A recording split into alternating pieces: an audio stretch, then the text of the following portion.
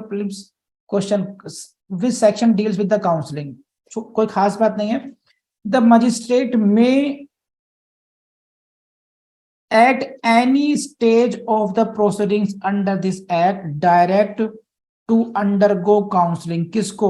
the respondent or the agreed person either singly or jointly। बस इतने याद करना है आप लोगों ने कि मजिस्ट्रेट यहां पर आदेश दे सकते हैं। कैसा आदेश दे सकते हैं? आदेश ऐसा दे सकते हैं कि भाई या तो तुम दोनों, रेस्पोंडेंट अकेला या एग्रीड पर्सन अकेला सिंगली या दोनों jointly, they should go for the counselling, undergo counselling, counselling के लिए जाइए।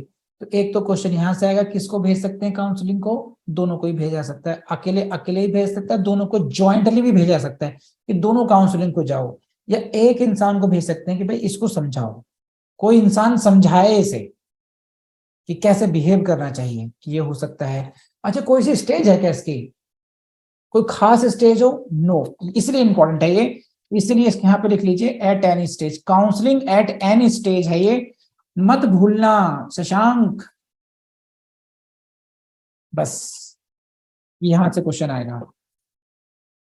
With any member of service provider को भेजेंगे, बस आगे तो कहीं है ही नहीं। काउंसलिंग के लिए किसके साथ भेजेंगे? With any member of service provider जिसकी क्वालिफिकेशन कैसी होनी चाहिए? Who possesses qualification and experience as may prescribed का मतलब वही as rules under section 37 clause 2 rules made by central government। हटा दिया बार बार मैंने करके आपको ये।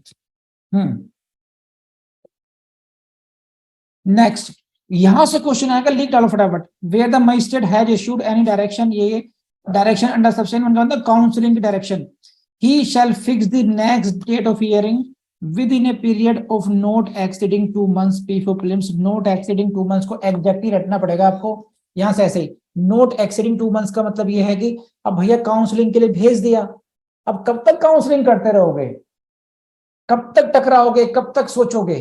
तो देखो टाइम दे देगा 2 months का।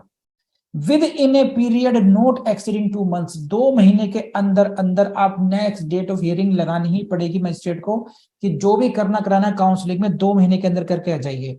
तो इसको 2 months मत याद करना। क्या कह रहा हूं शिवानी प्रधान? इट इज, इसको पूरा फ्रेज याद रखना आप लोग, अगर पास होना है तो, फेल होना तो कुछ भी याद कर लो। फिर इसको नॉट एक्सीडिंग 2 months याद करना पूरा एग्जैक्टली।